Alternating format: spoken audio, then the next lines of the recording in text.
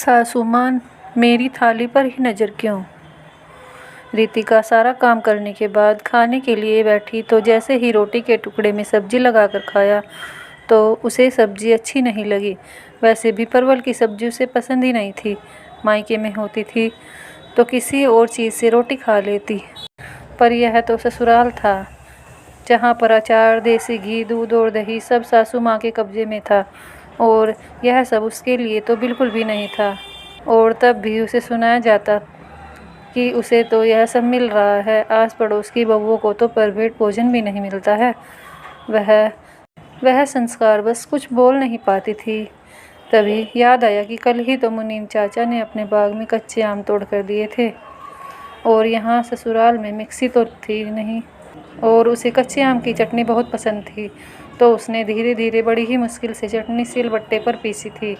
बाद में उसके हाथों में मिर्च पीसने के कारण खूब जलन भी हुई थी। जैसे ही चटनी पीसी थी सबने स्वाद ले लेकर खाया।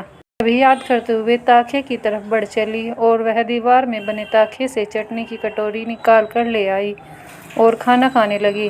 तभी सासू माँ आ गई और उसकी थाली की तरफ देखने लगी कि वह क्या खा रही है। खाना खाकर वह बर्तन धोकर थोड़ा आराम करने लगी। तभी कोडी से लौटकर देवर जी ने खाना मांगा तो सासू माँ की आवाज़ आई, तेरी भाभी बहुत चटोरी है, सब चटनी खा गई।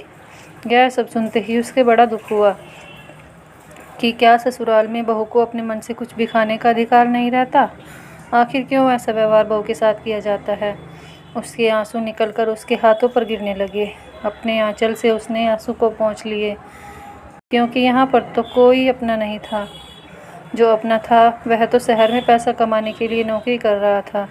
बुआ जी, एक रोटी में घी लगा कर दे दो ना, मम्मी तो बर्तन धो रही है। ननंद ने रोटी में ऐसे ही नमक लगाकर पकड़ा दिया तो बेटी रितिका पास आई और बोली, मम्मी देखो ना, बुआ जी ने रोटी में घी नहीं लगाया, मुझे यह सूखी रोटी खाने में बिल्कुल अच्छी नहीं लग रही है। दीदी जरा सा ही तो घी लगता है बच्चे की रोटी में, रितिका ननंद से बोली। घर में घी नहीं है, ख़त्म हो गया। यह कहते हुए ननंद रानी बाहर चली गई। तभी शाम को नितिन, जो शहर में नौकरी करते थे, वह वहीं रहते थे। 15-20 दिन में ही गांव आते थे और उनके साथ बड़े नंदोई जी आए। रितिका ने खाना बनाया और जैसे ही रोटी सेकना शुरू किया कि ननंद एक कटोरी में घी लेकर आ गई और रोटी में लगाने लगी। यह देखते ही उसकी आंखों में आंसू आ गए। रात में उसने नितिन को अपना फैसला सुनाते हुए कहा कि अब मैं यहाँ बिल्कुल भी नहीं रहूँगी और फिर सारी बातें बताई। दूसरे दिन नंदोई जी के जाने के बाद रितिका को अपने कपड़े और टेची में रखते हुए देखकर सासू माँ बोली, तुम कहाँ जा रही हो। तो रितिका ने अपना फैसला सुनाते हुए कहा कि मैं अब यह भेदभाव नहीं सह सकती हूँ, जहाँ पर हर काम का अधिकार बहू को मिलता है पर खाने का अधिकार नहीं। यहाँ तक कि बहू बासी चटनी भी नहीं खा सकती। माँ जी, मैं खूब समझती हूँ आपकी चालाकियाँ। जब तक मैं घर में काम करती हूँ तब तक तो आप देखने भी नहीं आती। जैसे ही मैं खाना खाने बैठती हूँ तो आप हर चीज़ को अपने कब्जे में रखने के बाद भी मेरी थाली में क्या है यह देखने ज़रूर आती हैं। मैं अपने लिए तो फिर भी सह लूँगी, पर अपनी बेटी के साथ तो भेदभाव बिल्कुल भी नहीं कर सकती। नितिन के साथ जा रही हूँ, वह तो इतना कमाता नहीं है, फिर दोनों का भी खर्चा पता भी है। शहर में रहने के लिए जाओगी तो नमक रोटी ही खा पाओगी। सासू माँ गुस्से से बोली, हाँ मंजूर है, अगर नमक रोटी खाना पड़ेगा तो सब लोग एक साथ खाएंगे, कम से कम यह भेदभाव तो नहीं देखना पड़ेगा। और आप शायद भूल रही हैं, मैंने ग्रेजुएशन किया है और शादी से पहले मैं बच्चों को ट्यूशन पढ़ाती थी। फिर से बच्चों को पढ़ाना शुरू कर दूंगी, पर अब मैं इस घर में बिल्कुल भी नहीं रहूंगी। अपने पैरों पर खड़ी होकर आत्मनिर्भर बन स्वाभिमान से रहूंगी। यह कहते हुए वह डची के साथ आंगन में खड़ी हो गई। बेटा तू ही समझा, यह तो अपनी मनमानी कर रही है।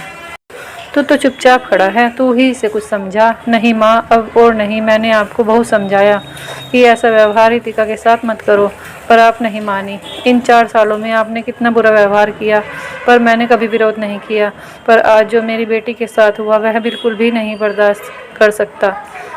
अब हम लोग इस घर से जा रहे हैं। अब आपको खाने में भेदभाव और बहू की थाली में नज़र रखनी नहीं पड़ेगी, क्योंकि यह यहाँ नहीं रहेगी।